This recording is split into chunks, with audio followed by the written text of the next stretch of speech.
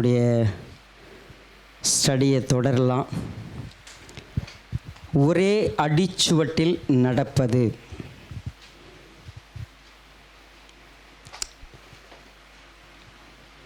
கர்த்தராகிய இயேசு கிறிஸ்துனுடைய அழைப்பு, அவருடைய தெரிந்து கொள்ளுதல் ஒரு முக்கியமான நோக்கத்திற்காக தான் நம்ம அழைக்கப்பட்டோம். ஸோ நம்முடைய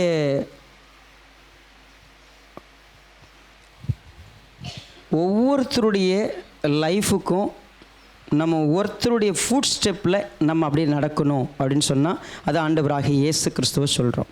ஸோ இப்போ ஆண்டவராகிய இயேசு கிறிஸ்துவோடு இணைந்திருக்கிறவங்க நிச்சயமாக அவரை போல என்ன பண்ண முடியும், நடக்க முடியும். ஸோ அவரை போல் நடக்கணும் பொழுது நம்ம கூட இருக்கிறவங்க யாருமே அந்த மாதிரி இல்லைன்னு சொன்னால் நாம் என்ன பண்ணிடக்கூடாது, ஃபெயில் ஆகக்கூடாது.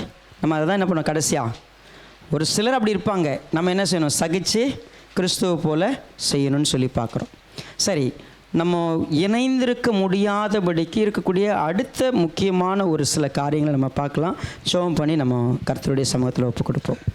இரக்கமுள்ள நல்ல பிதாவே, இந்த வேலையை ஆசீர்வதிங்க. உங்களுடைய தயவு எங்களை நடத்திட்டும், வார்த்தையை உற்று கவனித்து கற்றுக்கொள்கிற மனப்பக்குவத்தை எங்களை தாங்க. நம்முடைய மகிமை ஆளுகை செய்ய தாழ்த்துக்கிறோம். இயேசு ராஜா நாமத்தில் ஒப்பு கொடுக்குறோம் நல்ல பிதாவே, ஆமென். என்னோட 1 தீமோத்தேயு 1வது அதிகாரம்.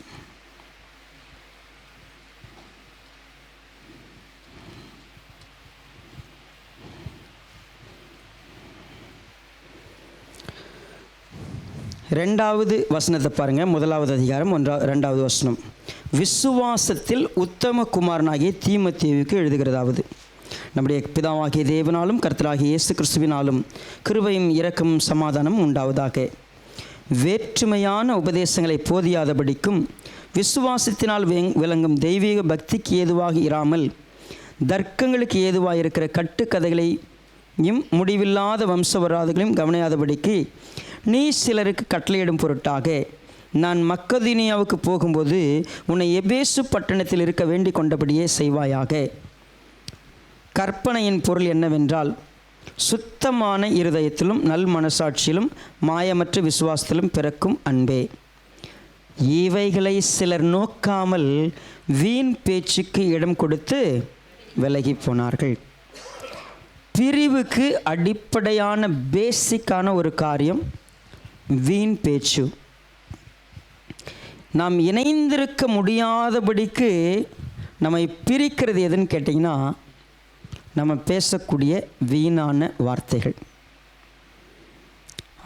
உண்மையாகவே நீங்கள் எல்லாருமே சந்தோஷமாக இருக்கிறீங்க, நல்லா பேசுகிறோம், ஒருத்தர் கிண்டல் பண்ணுறோம், ஒருத்தரோடு ஒருத்தர் ஜோக் அடிக்கிறோம், எல்லாம் நடக்கிறது. ஆனால் கொஞ்ச நாள் கழிச்சா நம்மக்கிட்டேருந்து வரக்கூடிய கம்ப்ளைண்ட் என்ன தெரியுமா, இவங்க இப்படி பேசுவாங்கன்னு நானே நினச்சே பார்க்கல, இவங்க அப்படி பேசிட்டாங்க, இவங்க இதை சொன்னாங்க, அவங்க இதை சொன்னாங்க. ஆதியில் திருச்சபை துவங்கி கொஞ்ச நாளில் பவுல் அப்போஸ்தலன் நம்ம ஒன்றா இல்லாமல் பிரியறதுக்கு அடிப்படையான காரணம் எதுன்னு சொன்னார்னா, வீணான பேச்சு. உங்கள் இந்த விஷயத்தை பார்க்குறப்போ நீங்கள் ஏதோ மிலிட்ரியில் கஞ்சி போட்டு சட்டையை போட்டுக்கிட்டு அப்படியே யாருக்கிட்டையும் பேசாமல் அப்படியே உராங்கோட்டான் மூஞ்ச வச்சுங்கிற மாதிரி என்ன பண்ணுறதில்ல, அந்த மாதிரி இருக்கிற ஒரு கேரக்டர் சொல்ல இது. நான் எங்கே பேசினாலும் தப்பாகுது, அதனால் நான் வாய மூடி நான் அமைதியாகவே இருப்பேன், எதுவுமே பேச மாட்டேன் நான். அது இல்லைங்க. இதை எக்ஸ்பிளைன் பண்ணுறதுக்கு அவர் சொல்லக்கூடிய ஒரு சில விஷயங்களை பாருங்கள். குறிப்பாக 1 தீமோத்தேயுல 3வது அதிகாரம் பாருங்கள். 16வது வசனத்தில் இப்படி சொல்லார், அன்றியும் தேவ பக்திக்குரிய ரகசியமானது யாவரும் ஒப்புக்கொள்கிறபடியே மகா மேன்மையுள்ளது. தேவன் மாம்சத்திலே வெளிப்பட்டார், ஆவியிலே நீதியுள்ளவர் என்று விளங்கப்பட்டார், தேவ தூதர்களால் காணப்பட்டார், பிரஜாதிகளிடத்தில் பிரசங்கிக்கப்பட்டார், உலகத்திலே விசுவாசிக்கப்பட்டார், மகிமையிலே. கற்பனையின் பொருள் ஒன்று தான், சுத்த மனசாட்சி, அதான் நல்ல மனசாட்சி, சுத்த இருதயம், மாயமற்ற அன்பில், மாயமற்ற விசுவாசத்தில் பிறக்கிற அன்பு. தயவு செய்து ஒரு முக்கியமான விஷயத்துக்குள்ளே வருவோம். நமக்கு பர்பஸ் ஒன்று தான். தேவன் மாம்சத்தில் வெளிப்பட்டார். இயேசுவானவர் இந்த உலகத்தில் மாம்சத்தில் வெளிப்பட்டார்.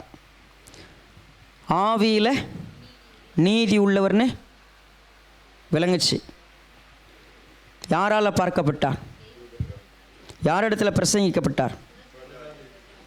எல்லாரும் தேவனை விசுவாசித்தாங்க. அவர் மகிமையில் எடுத்துக்கொள்ளப்பட்டார். நம்ம லைஃபோட பர்பஸ் இவ்வளோதான். என்ன பர்பஸ்? ஏன் வார்த்தையினாலாவது செய்கையினாலாவது கிறிஸ்து வெளிப்படணும். நான் எதுக்கு கிறிஸ்தவனாக இருக்குன்னா, என் மாம்சத்தில் யார் வெளிப்படணும்? கிறிஸ்து வெளிப்படணும். என்னுடைய ஆவி தேவனோடு கிறிஸ்துவோடு அவருக்கு என்ன சேம் அதே தான் என் ஆவியும். ஒரே ஆவி. என்னுடைய கிரியைகள், என்னுடைய செயல்கள், என்னுடைய எல்லா விஷயமும் உண்மையாகவே என்னை கவனிச்சுக்கிட்டே இருக்கிறார்.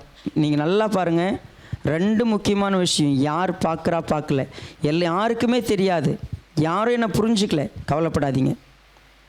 உங்கள் மூலமாய் இன்னொருவர் கிறிஸ்துவை அறிந்து கொள்வதற்கு தான் தேவன் வச்சிருக்கிறார். தேவனுடைய ராஜ்யத்துக்கு உங்களை ஊழியக்காரராக வச்சிருக்கிறார். நீங்கள் சாதாரண கிறிஸ்தவன்னு சொல்லலாம். நான் ஊழியக்காரனில் நீங்கள் நினச்சிங்கன்னா, you are a missionary, you are a preacher, you are Christ like person. So இந்த ஒரு விஷயத்தை கவனிக்காமல் நிறைய பேர் என்ன பண்ணுறாங்க, எது முக்கியமோ, எது மையமோ, எது தேவையோ அதை விட்டுட்டு வீணான பேச்சு கடன் கொடுக்கணும். இப்போ 4வது அதிகாரம் 1வது வசனம். ஆவியானவர் வெளிப்படையாய் சொல்லுகிறபடி பிற்காலங்களில் மனசாட்சியில் சூடுண்ட பொய்யருடைய மாயத்தினாலே சிலர் வஞ்சிக்கிற ஆவிகளுக்கும் செவி கொடுத்து விசுவாசத்தை விட்டு ஒன்று வீண் பேச்சினால் விலகி போவோம், இல்லைன்னா யாராவது சொல்கிறத கேட்டு விலகி போவோம். பிரியறதுக்கு என்ன காரணம்? ஒன்று வீண் பேச்சு, தேவையில்லாத பேச்சு, ஆகாத சம்பாஷணை என்ன செய்யுது? நம்மளை கெடுத்து போடுது, பிரிவினைகளை உண்டாக்குது. நம்ம பிரிஞ்சு போகிறதுக்கு எங்கே நீங்கள் பேசினாலும் நீங்கள் பேசுறதுல கிறிஸ்து வெளிப்படுவாரா பாருங்கள். இந்த வார்த்தை உங்கள் காதில் விழுந்துச்சா பாருங்கள். நீங்கள் பேசினா கிறிஸ்து பேசுன மாதிரி பேசுவீங்களா? பேசுங்க. கிறிஸ்து வெளிப்படுற மாதிரி, நீதி வெளிப்படுற மாதிரி, தேவதூதனம் பார்க்குற மாதிரி, இன்னொருத்தர் ரட்சிக்கப்படுற மாதிரி, தேவன் மகிமைப்படுற மாதிரி இருக்குமா? பேசுங்க. 2வது, நீ இதை செய்யலைன்னா, நீங்கள் பேசலைன்னா இன்னொருத்தர் பேசுறதை கேட்டு கெட்டு போயிடாதீங்க. ஒன்று பேசுறது, இன்னொன்று செவி கொடுக்கறது. நம்ம யாருக்கு செவி கொடுப்போம்? வஞ்சிக்கிராவிக்கும் பிசாசுக்கும் செவி கொடுப்போம். ஒன்று நம்ம வாயும் நம்மளை கெடுத்துருது, இன்னொன்று எது கெடுக்குது? நம்ம செவி கொடுக்குது, நம்ம காதை நம்மளை கெடுக்குது. தேவையில்லாத விஷயங்களுக்கு நீங்கள் அவங்கள ஃபாலோ பண்ணாதீங்க, அவங்க கூட ஐக்கியம் வைக்காதீங்க. யாரு கூட ஐக்கியம் வைக்கக்கூடாது? நிறைய லிஸ்ட் இருக்குது. நீங்கள் எங்கே ஐக்கியம் வச்சா கிறிஸ்துவை விட்டு பிரிஞ்சிருவீங்க. அநேகர் விசுவாசத்தை விட்டு போயிட்டாங்க. வீண் பேச்சு கடன் கொடுத்து சிலர் விலகி போனாங்க. பிசாசனுடைய தந்திரமான வஞ்சிக்கிற ஆவிகளுக்கு செவி கொடுத்து என்ன பண்ணாங்க? விலகி போனாங்க. 5வது அதிகாரத்தில் பாருங்கள், 15வது வசனத்தை பாருங்கள். ஏனெனில் இதற்கு முன்னே சிலர் சாத்தானை பின்பற்றி, யாரை பின்பற்றி? நீங்கள் கவனிங்க, சர்ச்சில் எப்படிங்க சாத்தானை பின்பற்றி போக முடியும்? யார் தெரியுங்களா அது? நீங்கள் மேலே வாசித்தீங்கன்னா எல்லாத்துலேயும் கொஞ்சம் கவனித்து பார்த்தீங்கன்னா, வேலை இல்லாத கொஞ்சம் பேர் இருப்பாங்க. பிஸி பாடிஸ்ன்னு பேர் அவங்களுக்கு. என்ன பேர் அவங்களுக்கு? பேர் பிஸி பாடிஸ். வேலை இல்லாதவங்களுக்கு ஆங்கிலத்தில் ஒரு பேர் இருக்குது. பிஸி பாடிஸ்னால் அவங்களுக்கு வேலை இல்லாத வேலையை செய்கிறது தான் வேலை. ரொம்ப பிஸி அவங்க. பிஸி பாடிஸ்ன்னு அவங்களுக்கு பேர். அவங்களுக்கு ப்ராப்பர் வேலை எது, கற்பனையின் பொருள் என்னவெனில் அதெல்லாம் இருக்காது அவங்களுக்கு. தேவன் மாம்சத்தில் அதெல்லாம் இருக்காது. மீதி எல்லா வேலையும் பார்ப்பாங்க. அவங்க வீடு வீடாக திரிவாங்களாம். பாருங்கள், அங்கே பாருங்கள், குறிப்பாக வீடு வீடாக திரிய பருவாங்க. சோம்பல் உள்ளவங்களாக இருப்பாங்க, அலப்புகிறவங்களாக இருப்பாங்க, வீண் அலுவல்காரவங்களாக இருப்பாங்க, எல்லா காரியங்களும் பேசுகிறவங்களாக இருப்பாங்க. ரொம்ப முக்கியமாக இவங்க நிச்சயமாய் இன்னொருவரை கெடுக்கிறதில் இருப்பாங்க. சாத்தான் யார் மூலமாக இவங்களை நடத்த முடியுமோ, நீங்கள் ஒவ்வொரு கட்டத்துலேயும் ஒவ்வொருத்தரையும் அப்படி சொல்லிட்டு அநேகர் சாத்தானை பின்பற்றி என்ன பண்ணாங்க, விலகி போனாங்க. நீங்கள் யாரை பின்பற்றுவீங்க? யாருடைய ஃபுட் ஸ்டெப்பை பின்பற்றுவீங்க? பிசாசு நம்மளை கூட்டு போகிறான்னு நமக்கு தெரியுமா தெரியாதா? இப்போ நீங்கள் புரிஞ்சுக்கணும், சாத்தானுடைய தந்திரங்கள் நமக்கு தெரியாதவைகள் அல்லவே. நீங்கள் கிறிஸ்துவோட கூட இருந்தீங்கன்னா சாத்தான் எந்த வழியில் யார் மூலமாக எப்படி பண்ணுறான்னு தெளிவாக தெரியும். Don't follow them. So Timothy கொடுத்த மிக முக்கியமான ஆலோசனை என்ன ஆலோசனைனா, தயவுசெய்து 1 தீமோத்தியில் 6வது அதிகாரம்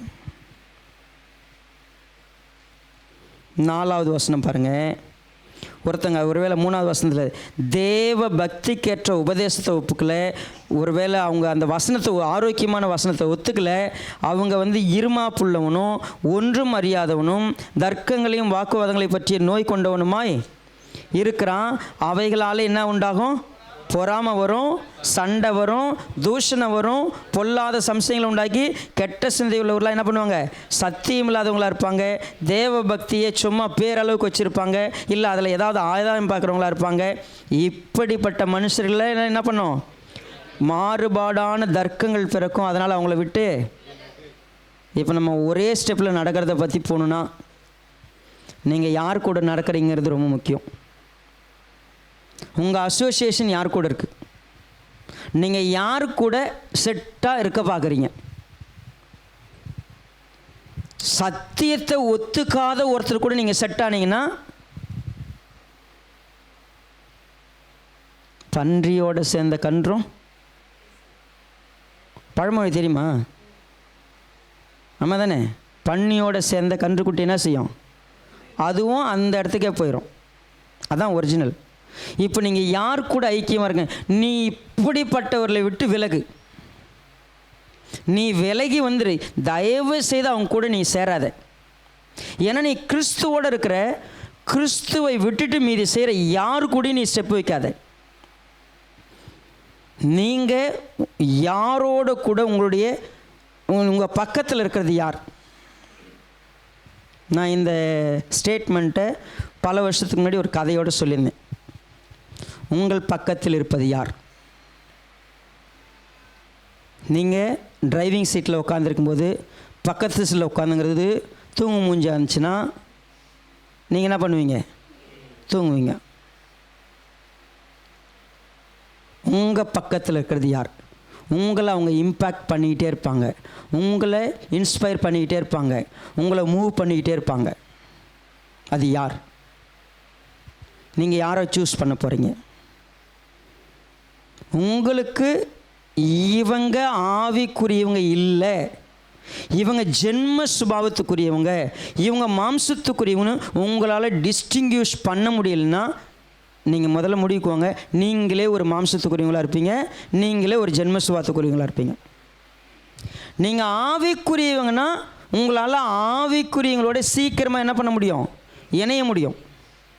மாம்சத்துக்குரிய ஒருத்தர் கூட சேர்றீங்கன்னா, நீங்கள் கண்ணுக்குட்டியாக இருக்கிறீங்கன்னா பன்னிக்குட்டிக்கிட்ட போனால் அதை கண்ணுக்குட்டியாக மாற்றுறதுக்கு போங்க.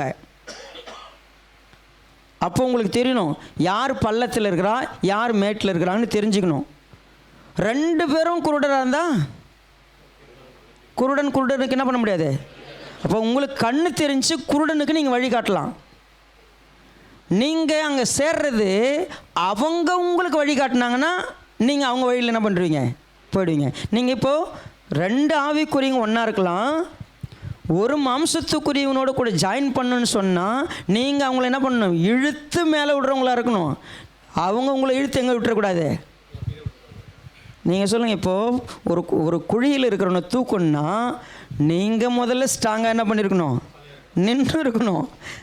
நீங்கள் வலுவாக நிற்காமல், உங்களுக்கு பலம் இல்லாமல் நீங்கள் போய் அவங்கள என்ன பண்ண முடியாது, தூக்க முடியாது. அப்போ அவங்க என்ன செய்வாங்க, அவங்க உங்களோட பலசாலியாக இருந்தால் என்ன பண்ணிடுவாங்க, இழுத்து உங்களை அவங்க கூட விட்டுருவாங்க. ஸோ அப்போ என்ன பண்ணணும், 2 விஷயம். நான் முதல்ல யார் கூட கம்பெனினாக இருக்க போகிறேன். ஸோ பவுல் அவர்கள் சொன்னார், என்ன சொன்னார் அப்படின்னா, இயேசு கூட ஐக்கியமாக இருங்க, இயேசு கூட ஐக்கியமாக இருங்கன்னு சொன்னது ஓகே. இப்போது ஃபிசிக்கலாக நான் யார் கூட தான் அப்படி இருக்க முடியும்? இப்போ நான் இயேசு கூட ஐக்கியமாக இருக்கிறேன், இன்னொருத்தரை தேடுறேன், யாருமே சரியில்லை, யாருமே சரியில்லை, சரியானவங்கள நான் எப்படி அடையாளம் கண்டுபிடிக்கிறது? 1 கொரிந்தியர் 11வது அதிகாரம் 1வது வசனத்தை வாசிங்க. நான் கிறிஸ்துவை பின்பற்றுகிறது போல நீங்கள் என்னை பின்பற்றுகிறவர்களாய் இருங்கள். இப்போ நான் கிறிஸ்துவை பின்பற்றுறேன், நீ என்ன பண்ண? நான் இயேசுவினுடைய அடிச்சுவட்டில் நடக்கிறேன், நீ என்னுடைய அடிச்சுவட்டில். அது உனக்கு ஈஸி இப்போது. ஏன்னா இயேசு என்ன சொல்கிறாருன்னு உனக்கு என்ன பண்ணாது சரியா ஒரு சில நேரத்தில் தெரில. அப்போ யார் நடக்கிற மாதிரி நட, நான் நடக்கிற மாதிரி நட. ஸோ இதில் 4வது அதிகாரத்துக்கு வாங்க. 1 கொரிந்தியர் 4வது அதிகாரம்.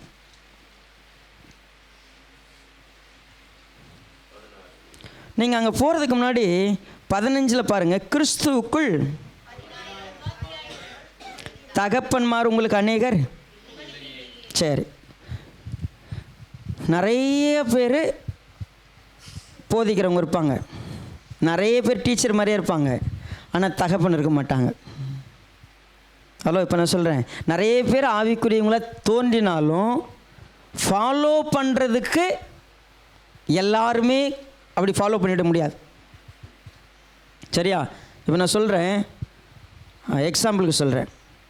சக்தி ரொம்ப நல்ல ஆவிக்குரிய இதில் வளர்ந்துட்டே வரார். ஆனால் சக்தி சண்டே ஸ்கூல் டீச்சராக இருக்கலாம். நான் இனிமேல் சக்தியை ஃபாலோ பண்ண போகிறேன்னா, அவர் என்ன உண்மையாகவே கிறிஸ்துவை எந்த அளவுக்கு ஃபாலோ பண்ணுறாருன்னு பார்த்தா அவர் ஒரு பிகினராக இருக்கலாம். அவர் இப்போ தான் ஸ்டார்ட் பண்ணியிருக்கலாம். அவருடைய அறிவு, அவருடைய தெரிதல், அவருடைய புரிதல், அவர் கொஞ்ச நேரம் இருப்பார்.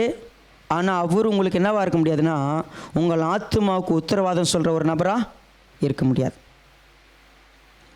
ஸோ அப்போது we have to have somebody proven, அவங்க அப்படியே கிறிஸ்துவை ரிசம்பிள் பண்ணியிருக்கிறாங்க, எனக்கு அப்படியே பிரதிபலிக்கிறாங்க, அவங்க வைக்கிற ஸ்டெப் எல்லாம் கிறிஸ்துவை போல் இருக்குதுன்னா I should follow the food step. யாரை போல்? கிறிஸ்து என்னை பின்பற்றுன்னு சொன்னார். இப்போ பவுல் சொல்கிறார், நான் யாரை பின்பற்றுறேன்? கிறிஸ்துவை பின்பற்றேன். உங்களுக்கு ஈஸிக்கு நீங்கள் இன்னும் முழுசாக புரிஞ்சுக்கிறதுக்கு இப்போ நீங்கள் என்ன ஃபாலோ பண்ணுங்கள். அந்த மாதிரி தைரியம் இன்றைக்கி இருக்கிற ஊழியக்காரங்களுக்கு இருக்குதான்னு கேட்டால் ரொம்ப கஷ்டம்.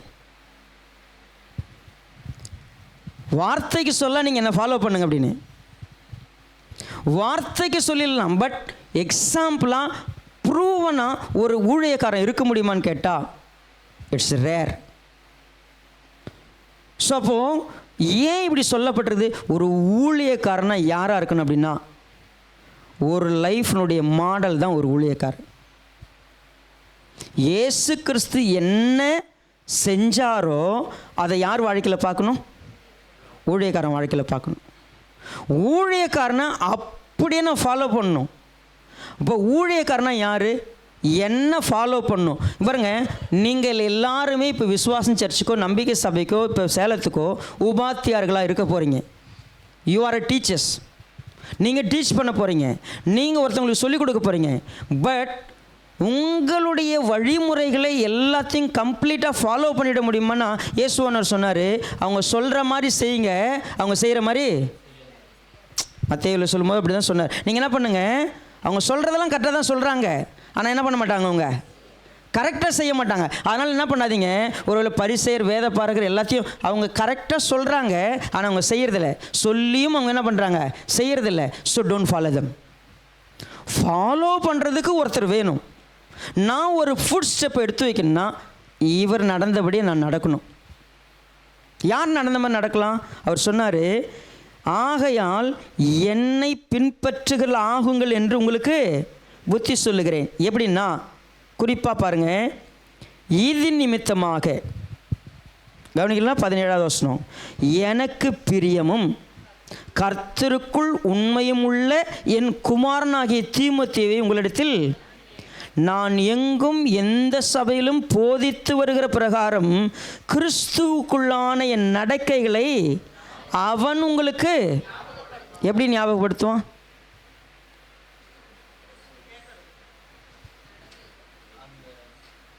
இப்போ தீமோத்தேயுவை பார்த்தா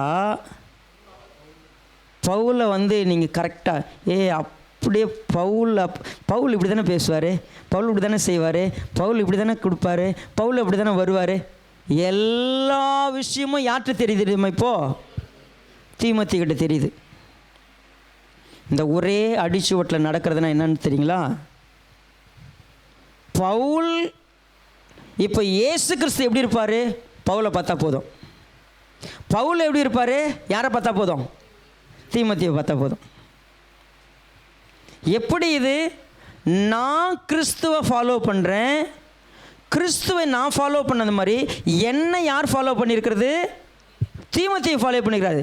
தீமோத்தேயுவே, நீ என்னுடைய நடக்கை நோக்கத்தையும் என்னுடைய விசுவாசத்தையும் என்னுடைய கற்பையும் எல்லாத்தையும் நீ நன்றாய் அறிந்திருக்கிற, நீ ஃபாலோ பண்ணிக்கிற, நீ என்கிட்ட கற்றுக்கிட்ட, நீ நிச்சயத்துக்கிட்ட, நீ நிலைத்திருக்கிற. சூப்பர். யார் யார் கூட சேரக்கூடாதுன்னு சொன்னேன்? அவங்க கூட சேராத, அவங்கள விட்டு விலகு, அதெல்லாம் செய்யாத. நீ எதை ஃபாலோ பண்ணும் அதை அப்படியே ஃபாலோ பண்ணு. நீங்கள் இயேசு கிறிஸ்து எப்படிப்பட்டவர்னு நீங்கள் யாற்றில் இது வரைக்கும் அதிகமாக கற்றுருப்பீங்க அப்படின்னா, மத்தேயு மார்க்கு லூக்காவை விட பவுலோடைய நிருபங்களில் தான் இயேசு யாருன்னு. நீங்கள் கொலேசியர் புஸ்தகத்தை எடுத்துங்க. ஒருவேளை நீங்கள் ஐ பிலீவ் எபிரேயர் புஸ்தகத்தை யார் தான் எழுதியிருக்கணும்? நிறைய பேர் ஒத்துக்கிறது இல்லை. ஐ ட்ரஸ்ட் பவுலுடைய லாங்குவேஜ், பவுலுடைய விஷயங்கள். எபிரேயர் புஸ்தகத்தில் கிறிஸ்து யாருன்னு வெளிப்படுத்தியிருக்கிறது. நீங்கள் எபேசியராக இருக்கட்டும், பிலிப்பியராக இருக்கட்டும், எல்லா நிருபங்களையும் கிறிஸ்துவை பற்றி ஒருத்தர் வெளிப்படுத்தியிருக்கிறாருன்னா அது பவுல். ஸோ அப்போ பவுல் கிறிஸ்துவோடு கொண்டிருந்த ஐக்கியத்தை அவருடைய வாழ்க்கையில் சகலத்திலையும் காமிச்சார். அதை அடுத்த உடன் ஊழியர்களாகிய 2 விசேஷமான மனிதர்கள், ஒன்று தீமோத்தேயு, இன்னொன்று தீத்து. இந்த 2 பேரும் பவுல் என்ன பண்ணாரோ அதை அப்படியே பண்ணாங்க. சரி, பவுலை ஏற்றுக்கொண்டவர்கள் எவ்வளவு பேர்? எத்தனை அப்போஸ்தலர்கள் பவுலை 100% அங்கீகரித்து உன் கூட நான் ஊழியத்துக்கு வரேன், என் கூட நீ வா அப்படின்னு 2 பேர் சேர்ந்து பண்ணுவாங்க? எத்தனை பேர்?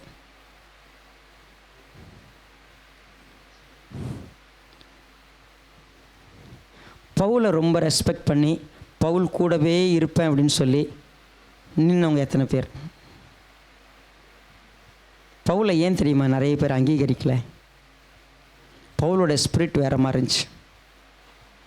பவுலுடைய பேச்சு, பவுலுடைய தன்மை. ஈவன் பர்னபா கேனாட் கோ டுகெதர். உண்மையாகவே ரொம்ப டஃப். எல்லாரும் என்னை கைவிட்டாங்க, யாரும் இல்லை, யாரும் என் கூட இருக்கிறதுக்கே விரும்புகிறதில்ல. ஆனால் க்ளோஸாக ஃபாலோ பண்ணோம்னா அப்படியே ரிசம்பிள் ஆகி பவுலுடைய இடத்த நிரப்பின ஒரு சிலர் இருக்கிறாங்க. ஒரு டீம் இருக்குது. அதில் 2 முக்கியமானங்களை உங்களுக்கு அடையாளம் காட்ட விரும்புகிறேன். பிரிவினைகள் இருக்கிற இடத்துல ஒன்றா இருக்கணும் பாடுபட்ட, ஒரே காரியத்தை பேசின, ஒரே சிந்தையாக இருந்த, ஒரே சரீரமாக இருந்த, ஒரு நோக்கத்துக்காக ஒரு மேய்ப்பன் கீழே ஒரு அடிச்சுவட்டில் நடந்த இந்த 2 பேருடைய வார்த்தை என்னன்னு கேட்டால், என்னுடைய ஒவ்வொரு நடக்கையும் என் நோக்கத்தையும் என் தன்மையும் என் உத்தம குமாரர்கள், இந்த 2 பேர் உத்தம குமாரர்கள், ஃபெய்த்ஃபுல் சன்ஸ். ஒருவேளை நீங்கள் விசுவாசம் சபை, நம்பிக்கை சபை, பேசிக் பிரின்சிபல் என்ன தெரியுமா? நமக்கு ஒரு காலத்தில் சொன்னாங்க, நம்ம பெற்றெடுத்த அப்பாவங்களாம், என் பேரை எப்படியாவது. நாங்கள் அதனால் போய் பாறையில் எழுதி வச்சுட்டு வந்தோம். அதுக்கப்புறம் செடிங்களில் எல்லாத்தையும் தெரியுங்களா, அப்போல்லாம் வந்து இது ஒரு ட்ரெண்டு. எங்கள் ஊர் பாறையில் இன்னும் இருக்குது பேருங்க. சரியா? சரிங்க. இந்த கள்ளி செடியில் வேறு எழுதுவாங்க. ஏன்னா அது ஈஸி எழுதுறது, பாறையில் எழுதுறது கஷ்டம். யார் பேரை? நம்ம அப்பா பேரை நம்ம எங்கே எழுதி வச்சுட்டு வருவோம்? பாறையில் காப்பாற்றுறதுக்கு. சரியா? நல்ல குமாரர்கள் தன்னுடைய தகப்பன் நடந்த அடிச்சுவட்டை அப்படியே ஃபாலோ பண்ணி உங்கள் அப்பா பேரை காப்பாற்றிட்டுடலாம்.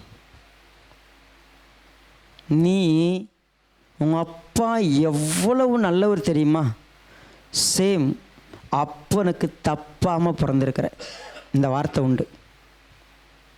தப்பாமல் பிறந்துக்கிறனா என்ன அர்த்தம்? அவருடைய அடிச்சுவட்டை என்ன பண்ணியிருக்க, நீ அப்படியே ஃபாலோ பண்ணியிருக்கிற. கவனிங்க, இப்போது என் கிறிஸ்துவானவரை அப்படியே பவுல் ஃபாலோ பண்ணார். பவுலை ஃபாலோ பண்ணி எனக்கு ஒரு போதகர் ஃபாலோ பண்ணுறாரு, நான் அதை அப்படியே ஃபாலோ பண்ணுவேன். I will make same step. எப்படின்னு கேட்டால், பவுலால் கொரிந்து சபைக்கு போகவே முடியல. ரொம்ப நாளாக போகணும் ஆசைப்படுறாரு, போக முடியல. யாரை அனுப்பலான்னு தேடி பார்த்தா கடைசியில் கையில் மாட்டினது தீத்து. எப்பா நீ போறியான்னு கேட்டார். நான் கேட்கறதுக்கு முன்னாடியே போகிற இருதயம் யாருக்கு இருந்துச்சு? தீத்துக்கு இருந்துச்சு. நம்ம ஒரு சில வசனங்களை மட்டும் வாசிப்போம். என் கூட 2 கொரிந்தியர் 2வது அதிகாரம்.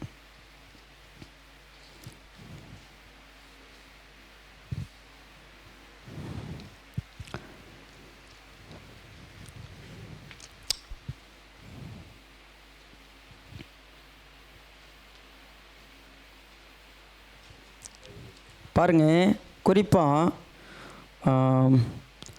13வது வசனம். நான் என் சகோதரனாகிய தீத்துவை காணாததினாலே என் ஆவிக்கு அமைதி இல்லாது இருந்தது. அதனால் நான் அவர்களிடத்தில் அனுப்புவித்து கொண்டு மக்கதோனியா நாட்டுக்கு புறப்பட்டு போனேன். தீத்துவை கொரிந்து பட்டணத்துக்கு அனுப்பிட்டாரு. கொரிந்து பட்டணத்துக்கு போன தீத்து இன்னும் ரிட்டன் வரல, செய்தி வரல. பிரச்சனை ரொம்ப பெருசாக இருக்குது, என்னென்னு தெரியலன்ற ஒரு சூழ்நிலை. அந்த நேரத்தில் வந்து இந்த 2 கொரிந்தியர் 7வது அதிகாரத்தில் 2வது வசனத்துக்கு வாங்க. 2 கொரிந்தியர் 7:2. எங்களுக்கு இடம் கொடுங்கள், நாங்கள் ஒருவனுக்கும் அநியாயம் செய்யவில்லை, ஒருவனையும் கெடுக்கவில்லை, ஒருவனையும் வஞ்சிக்கவில்லை. எங்களுக்கு இடம் கொடுங்கள்னு டீம் டுகெதர் சொல்கிறார் இல்லையா? எதனால் சொல்கிறாருன்னு கேட்டால், மிகுந்த தைரியத்தோடு உங்களிடத்தில் பேசுகிறேன். என்ன பேசுகிறேன்? நாங்கள் மக்கதோனியா நாட்டில் வந்தபோது, நாங்கள்னு சொல்கிறார், எங்கள் சரீரத்துக்கு இளைப்பாறுதல் ஒன்றுமில்லாமல் எப்பக்கத்திலேயும் உபத்திரவப்பட்டோம். புறம்பே போராட்டங்களும் உள்ளே பயங்களும் இருந்தன. ஆகிலும் சிறுமைப்பட்டவர்களுக்கு ஆறுதல் செய்கிற தேவன் தீர்த்து வந்ததினாலே எங்களுக்கு. இப்போ தீர்த்து இப்போ தாங்க வந்தார். தீர்த்து வந்து எங்களுக்கு மிகப்பெரிய ஒரு ஆறுதலை கொடுத்தான். என்ன ஆறுதல் கொடுத்தான்?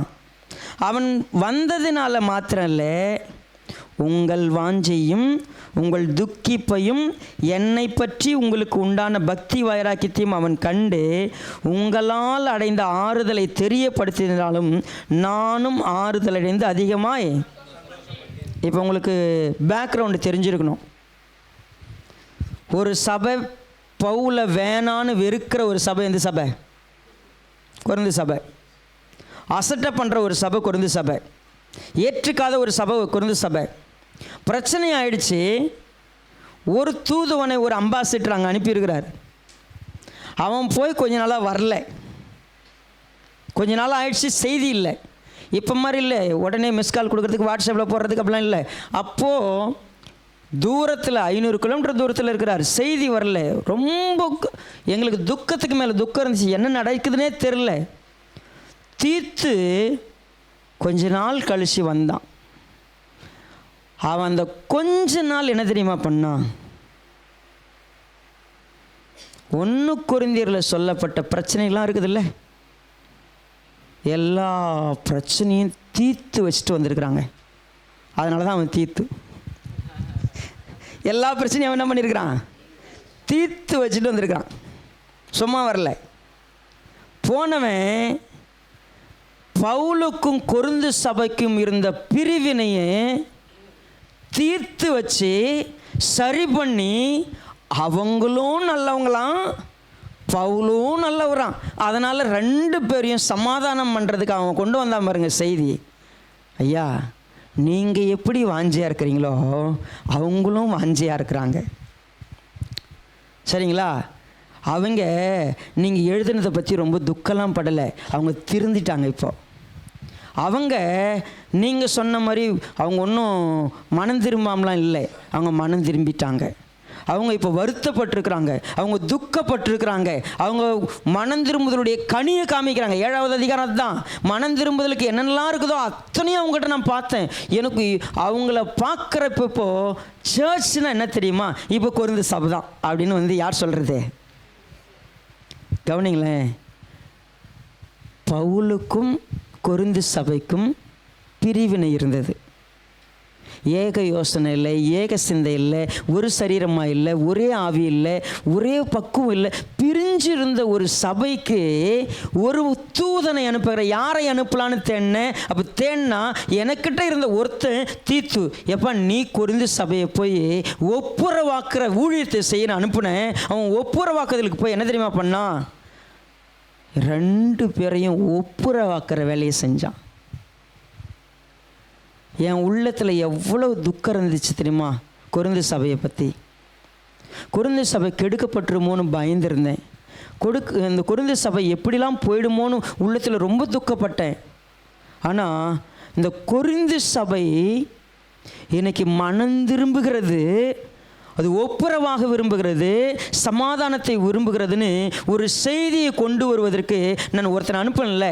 என் உள்ளம் போல இருக்கிற என் தீமோத்தேயு, என் நடக்கையை வெளிப்படுத்துகிற தீமோத்தேயு, அதே போல் என் உத்தம குமாரனாகிய தீத்து அங்கே போய் 2 பேருக்கும் பாலமாக நின்று அவன் தியாகம் பண்ணி, அவன் ஒருவேளை இன்னொருத்த நபர் இருக்கா எப்பாப்பரா தீத்து மரணத்தை கூட பெருசாக எடுத்துக்கல, அவங்களுக்கு வந்த உபத்திரவத்தை கூட பெருசாக எடுத்துக்கல, சேர்த்து வைக்கிறதுல நின்னாங்க.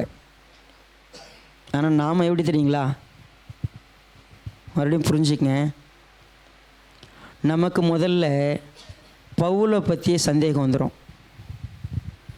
அவர் போக வேண்டிய இடத்துல நம்மளை அனுப்புகிறாருன்னா மேட்ரு வேறு மாதிரி இருக்கும் பிள்ளைது. நம்ம தானே என்ன பாபு?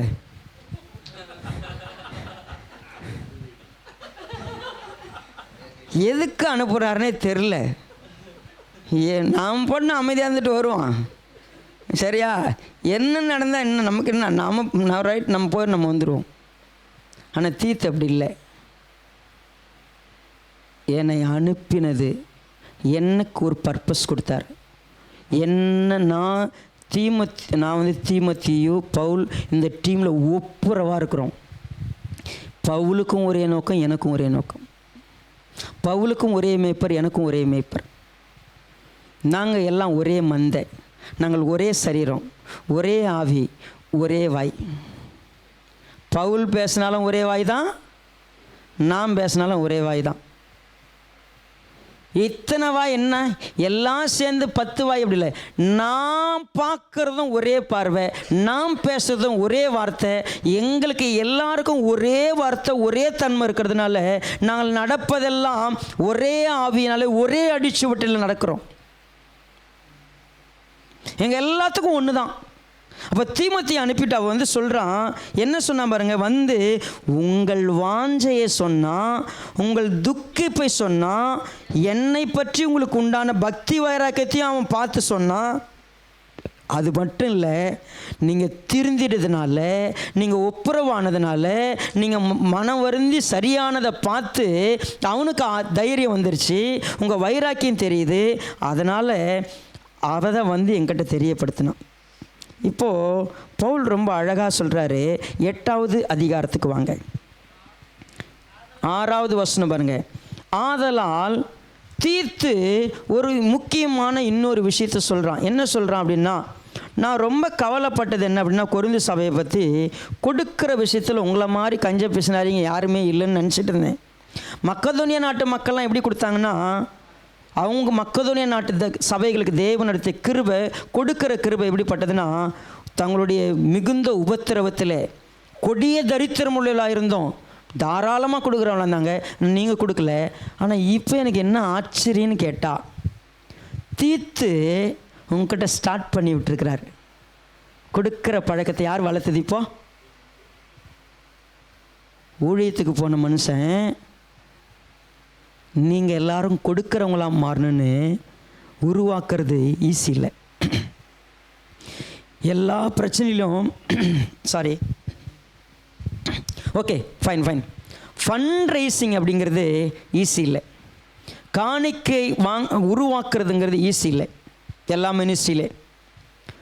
தீத்துக்கிட்ட இருந்த ஒரு ஸ்பெஷாலிட்டி என்ன அப்படின்னா, அவன் நடந்து கொண்ட விதம், அவன் காட்டின அன்பு, அவன் காட்டின அக்கறை. கொரிந்து சபை என்ன பண்ண தெரியுமா, இப்போது நாங்களும் நன்றியாக கொடுக்க ஒரு முறைன்னு ஆரம்பித்தாங்க. அப்படி ஆரம்பிக்கும் போது பாருங்கள், தீத்து இந்த தர்ம காரியத்தை உங்களிடத்தில் தொடங்கினபடியே அதை முடிக்கவும் வேண்டும் என்று அவனை அல்லாமலும் விசுவாசத்திலும் போதிப்பிலும் அறிவிலும் எல்லா ஜாக்கிரதையிலும் எங்கள் மேலும் உள்ள உங்கள் அன்பிலும் மற்ற எல்லா காரியங்களும் நீங்கள் பெருகி இருக்கிறது போல. இப்போ எதெல்லாம் அவங்க பெருகி இருக்கிறாங்க? ஹலோ, கொரிந்து சபை எதெல்லாம் பெருகி இருக்குது? விசுவாசத்தில், போதிப்பில், அறிவில், ஜாக்கிரதையில், அன்பில், மற்ற எல்லா காரியத்திலும் என்ன பண்ணியிருக்கிறாங்க? இப்போ ஃபஸ்ட் நிருபத்தில் என்ன சொன்னார்? இதெல்லாம் எதுவுமே இல்லை அவங்ககிட்ட.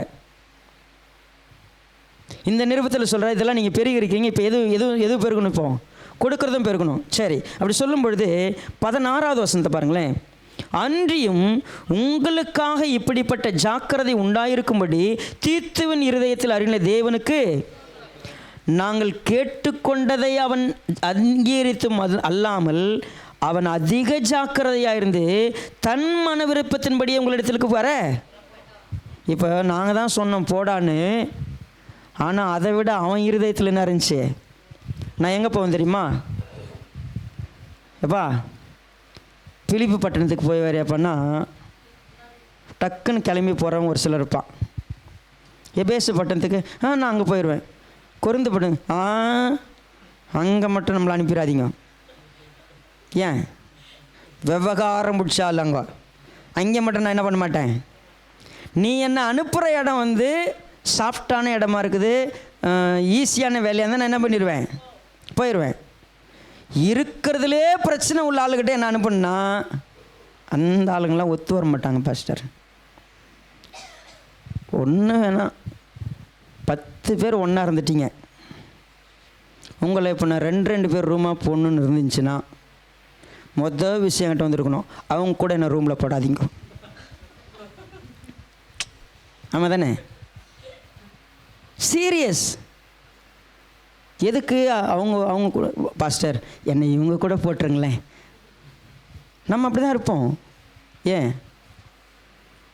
நம்மளால் இணைய முடியாது. காரில் வரும்போது என்னை இந்த கார்லேயே போடுங்க, அந்த காரில் போடாதீங்க. நம்ம சொல்கிறோம்ல, என்னால் என்ன பண்ண முடியாது, அவங்க கூட போக முடியாது, இவங்க கூட முடியாது. ஆனால் தீத்து அப்படி கிடையாது. எப்படி தெரியுங்களா? நான் போடான்னு சொல்கிறதுக்கு முன்னாடி அவன் கிளம்பிட்டான். இந்த ஒரே அடிச்சோட்டில் நடக்கிறதுனுடைய விளைவு என்ன தெரியுமா? நான் ஒரு விஷயம் என்ன நினைக்கிறனோ எள்ளுன்னா அவன் என்ன இருப்பான்? அவ்வளோதான், முடிஞ்சிருச்சு. என் எண்ணத்திற்கு அப்படியே ஆமைன்னு சொல்லுவான். நான் நினைக்கிறதுக்கு முன்னாடியே, நான் வேண்டிக் கொள்றதுக்கு முன்னாடியே வேலை செய்வாங்க. அவங்களால தான் இங்கே ஒற்றுமை அந்த ஒன்னஸ் வருமே ஒழிய, நம்ம வருந்தி சொன்னால் கூட செய்ய முடியாத ஆளெல்லாம் என்ன பண்ண முடியாது, ஒன்றும் பண்ண முடியாது. சரி, தீர்த்து அடுத்தது என்ன பண்ணார் பார்ப்போம். 22வது வசனத்துக்கு வாங்க. மேலும் அநேக காரியங்களில் ஜாக்கிரதை இல்லை என்று நாங்கள் பல முறை கண்டறிந்தவனும் இப்பொழுது உங்கள் மேலுள்ள மிகுந்த நம்பிக்கையினாலே அதிக ஜாக்கிரதையுள்ளமாக இருக்கிற நம்முடைய சகோதரனையும் இவர்களோடு கூட அனுப்பியிருக்கிறோம்.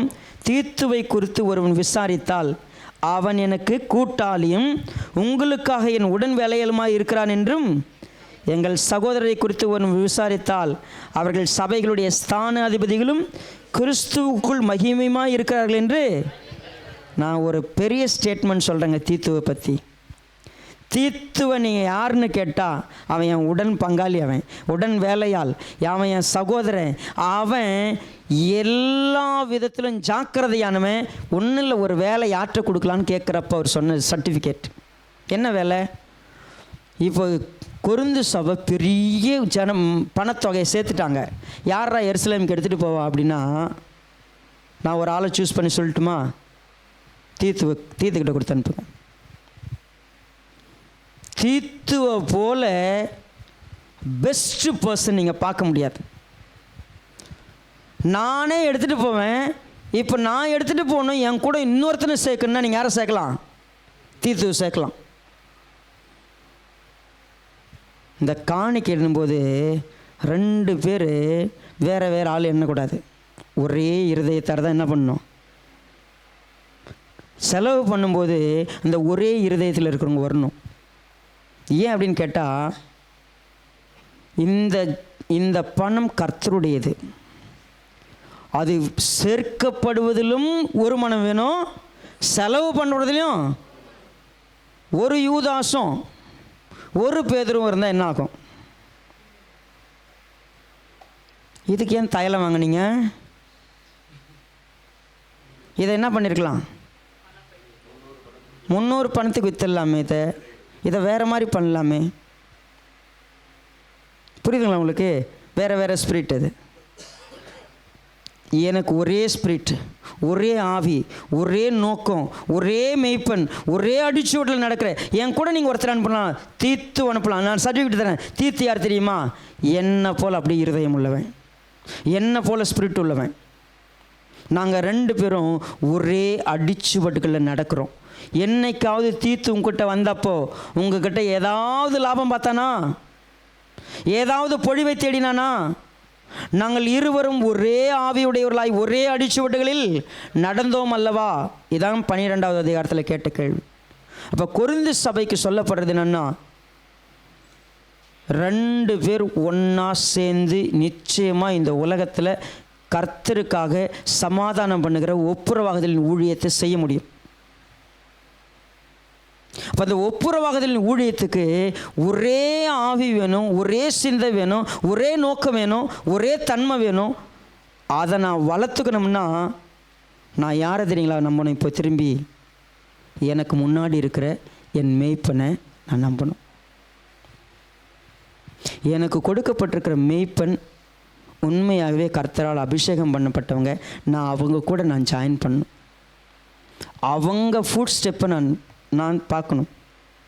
அவங்க ஃபுட் ஸ்டெப்போடு நான் நடக்க ஆரம்பிக்கணும்.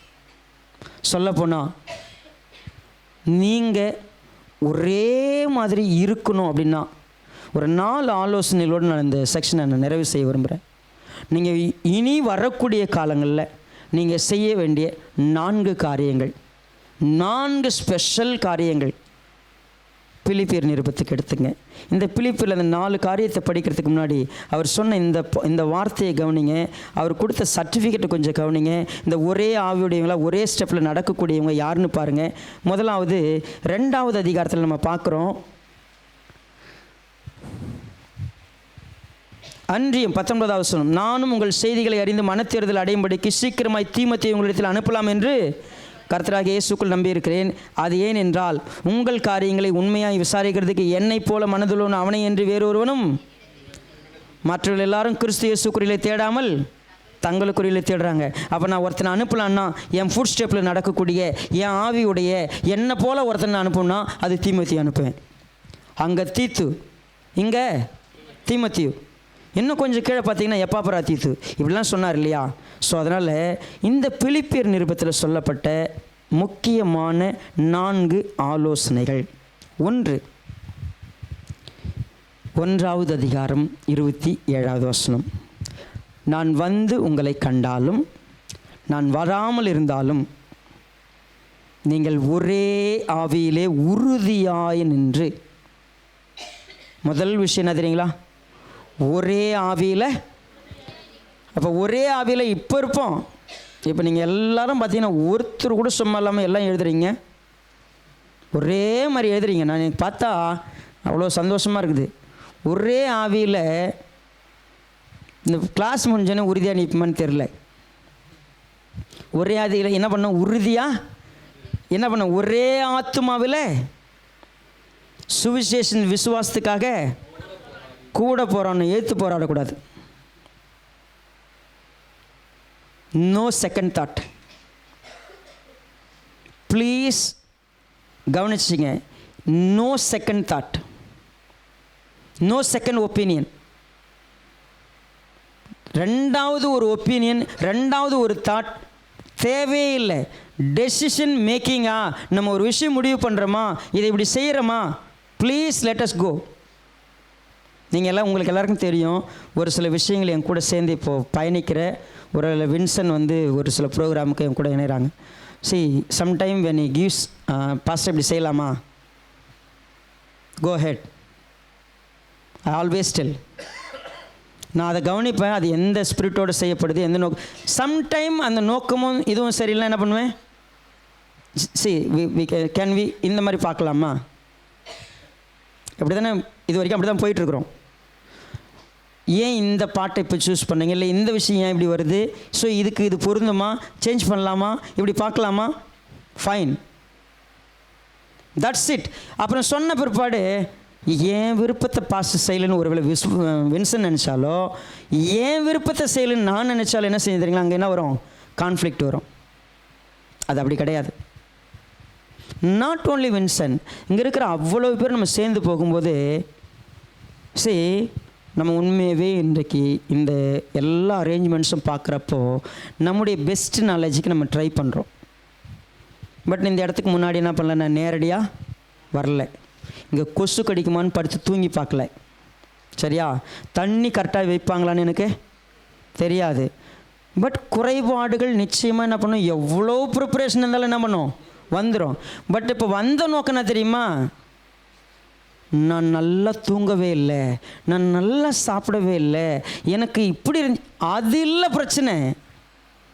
இருந்துச்சுன்னா ஓகே, இல்லைன்னா அதுவும் ஓகே. என் வந்த நோக்கம் எது தெரியுமா? நான் ஒரே அடிச்சு வீட்டில் நடக்கிறதுக்காக அழைக்கப்பட்டேன்.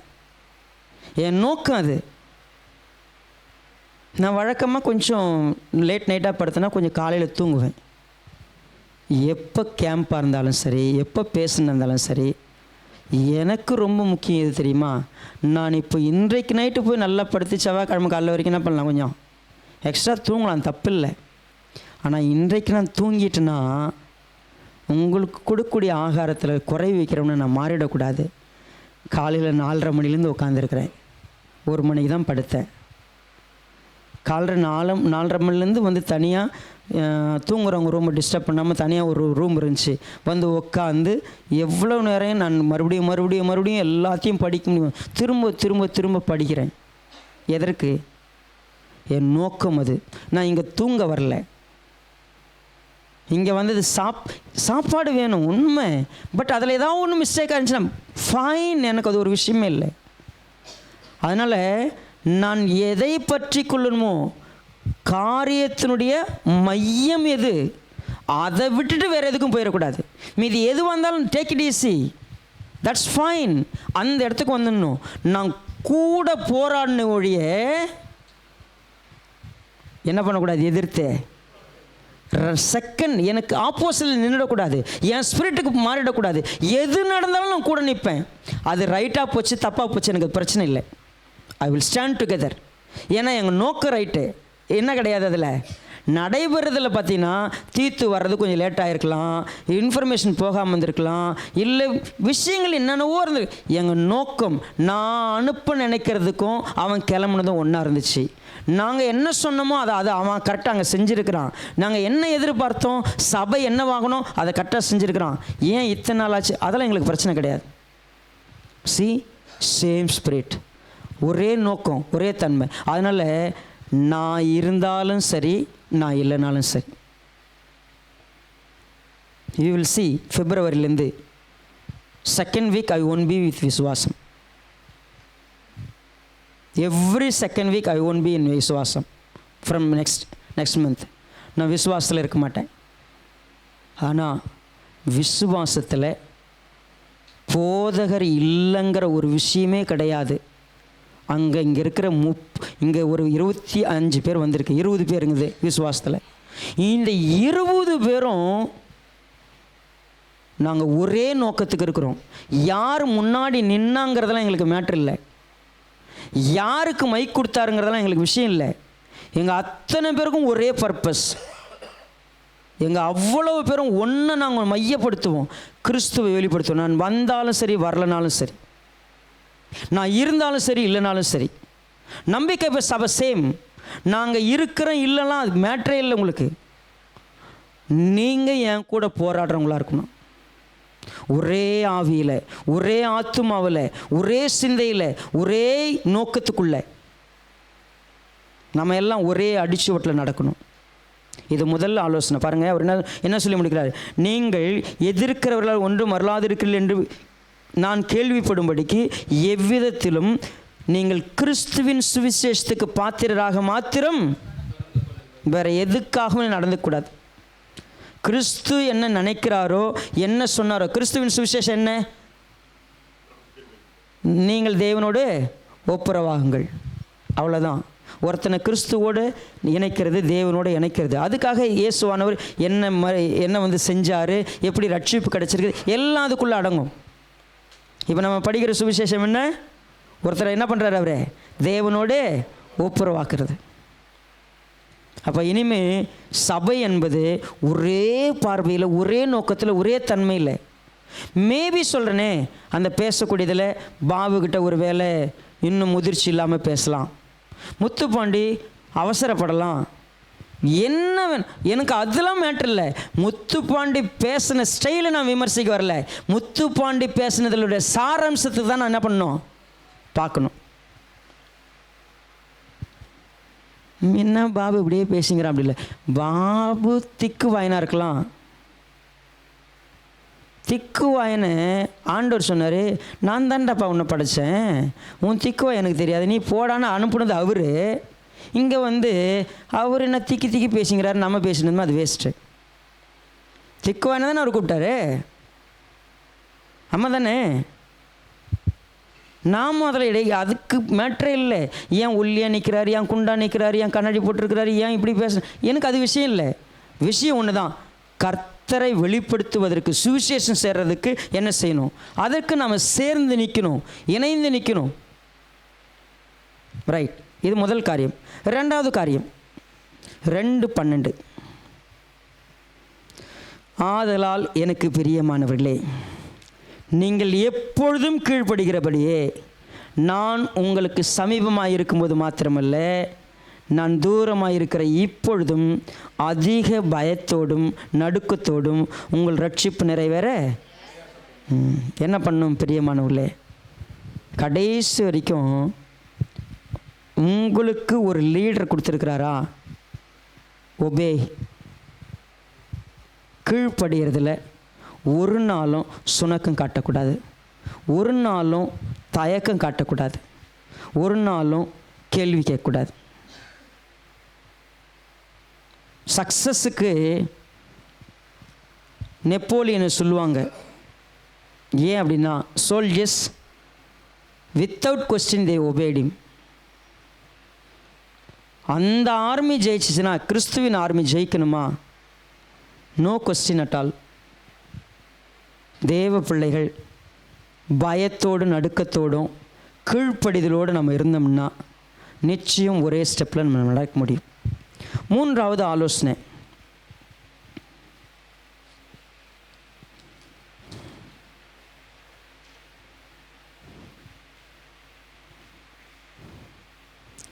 பதினைந்தாவது வசனம் பாருங்கள். கோணலும் மாறுபாடுமான சந்ததியின் நடுவே குற்றமற்றவர்களும் கபடற்றவர்களும் தேவனுடைய மாசற்ற பிள்ளைகளாக இருக்கும்படிக்கு எல்லாவற்றையும் முறுமுறுப்பில்லாமலும் தர்க்கிப்பில்லாமலும், எந்த ஒரு காரியத்தையும் முறுமுறுப்போடவோ இல்லை தர்க்கி போடவோ செய்யாதீங்க. ஜஸ்ட் கோணலும் மாறுபாடுமான சந்ததிக்கு நடுவில் கபடம் இல்லாமல் இருங்க. குற்றமற்றவங்களா மாசற்ற தேவனுடைய பிள்ளைகளாக இருக்கிறதுக்கு முறுமுறுக்காதீங்க. தர்க்கிப்பு இல்லாமல் செய்யுங்க. பான பலியாக செய்யுங்க. சொல்லப்போனால் கம்ப்ளீட் சரண்டராக செய்யுங்க. 4வது மிக முக்கியமான ஆலோசனை,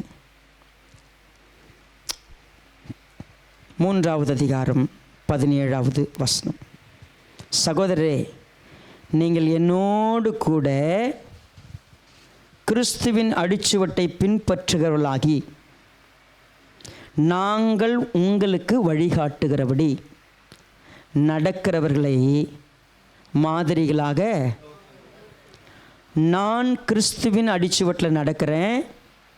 என் அடிச்சுவட்டில் பின்னால் நடக்கிற இன்னும் ஒரு சிலர் அங்கே இருக்கிறாங்க. அவங்கள நீங்கள் ஃபாலோ பண்ணி, நான் கிறிஸ்து, பவுல், தீமோத்தேயு, தீத்து, இன்னும் அடுத்த ஸ்டெப் வந்து லோக்கலில் உங்களுக்கு யார் அப்படி இருக்கிறாங்க, இது எல்லாத்தையும் கவனமாக ஃபாலோ பண்ண பாருங்கள். இந்த படிக்கட்டு உங்களுக்கு தெரியுதா பாருங்கள்.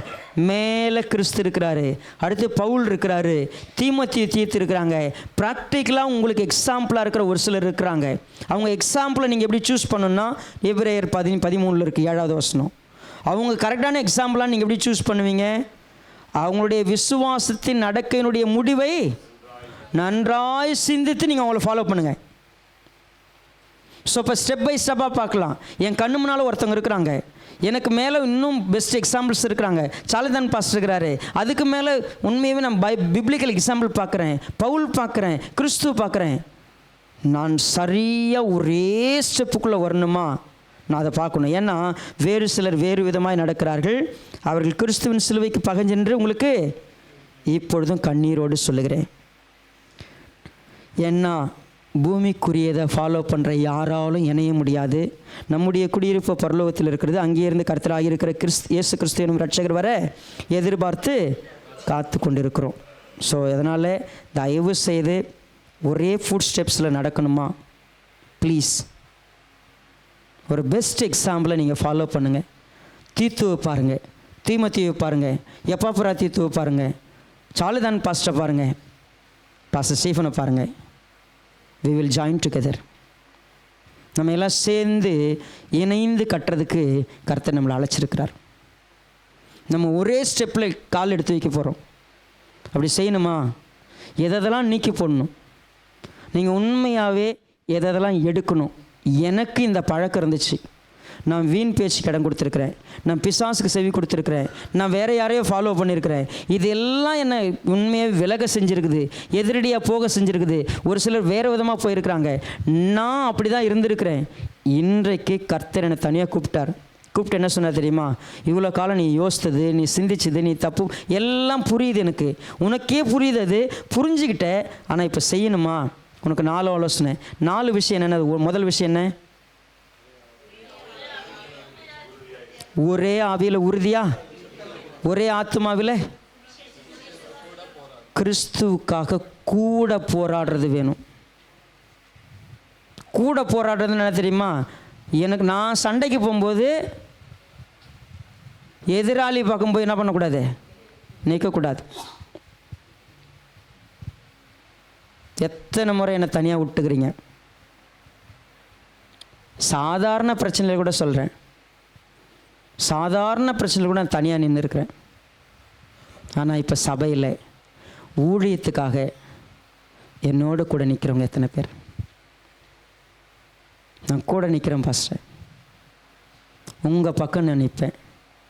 ஏன்னா கிறிஸ்துவின் நோக்கத்தை நிறைவேற்றணும்னா நான் எதிரில் நிற்கிறவனாக இருந்தால் நான் கிறிஸ்துவுக்கு எதிரானவனாக இருப்பேன்.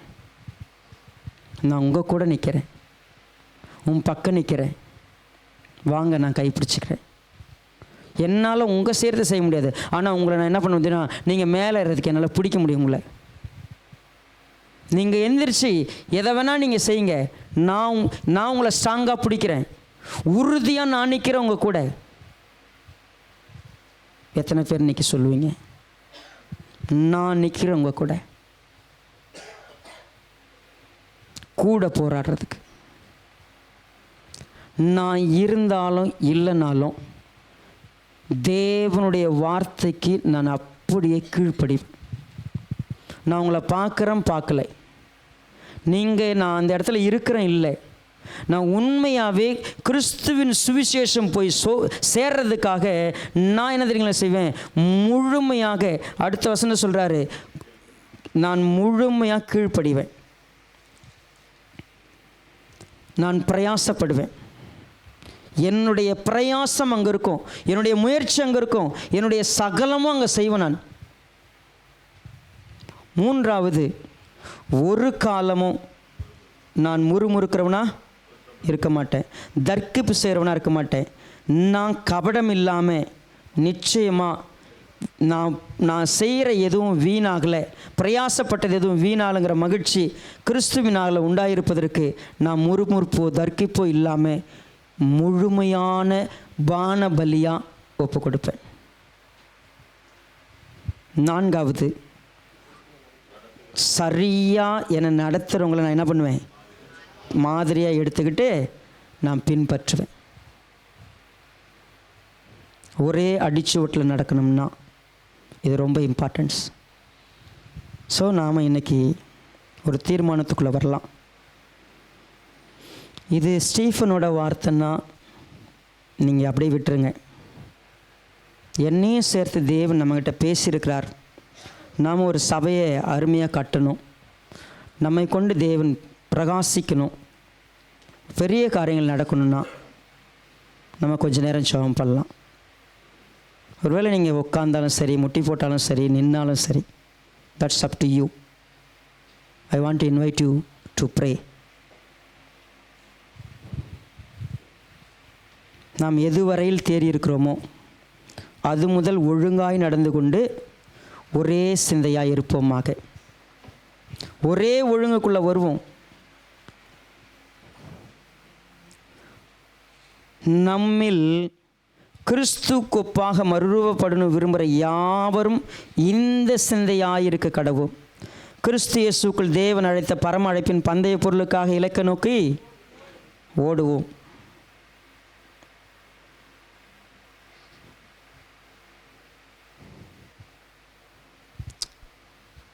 உங்கள் ஃபேமிலியாக இருக்கட்டும், அது சர்ச்சாக இருக்கட்டும், இந்த ஆலோசனைகளுக்கு நம்ம இருதயத்தை ஒப்பு கொடுக்கலாம். மகா இரக்கமுள்ள நல்ல பிதாவே, ஆசீர்வதிக்கப்பட்டிருக்கிற இந்த அற்புதமான வேளைக்காய் ஸ்தோத்திரம். எங்களை கூட்டு கொண்டு வந்தீங்க, எங்களுக்கு ஒரு அற்புதமான நாளை கொடுத்தீங்க. இந்த இணைப்பு அற்புதமானது. நாங்கள் பவுல், தீத்து, தீமோத்தேயு, எப்பாப்ராதீத்து இந்த டீமை நாங்கள் பார்த்துருக்குறோம். அவங்க மிகப்பெரிய சாதனையை படைச்சிருக்கிறாங்க. ஒப்புரவாகுதலின் ஊழியத்தை அற்புதமாக பண்ணியிருக்கிறாங்க. அதற்கு அவங்களுக்கு ஒரே சிந்தை இருந்திருக்கிறது, ஒரே நோக்கம் இருந்திருக்குது. அவங்க ஒன்றையும் வாதினாலாவது வீண் பெருமையினாலாவது செய்யாமல் கிறிஸ்துவின் சிந்தையை தரித்து கொண்டவங்களாக இருந்திருக்கிறாங்க. அவங்களுக்கு அது ஒரு சரீரங்கிற எண்ணம், ஒரே வாய், ஒரே மனம், ஒரே இருதயம், எல்லாவற்றிலும் ஒருவருக்கொருவர் கூட போராடுகிறவளாக இருந்தாங்க. ஒரு அற்புதமான சேனையாக இருந்தது.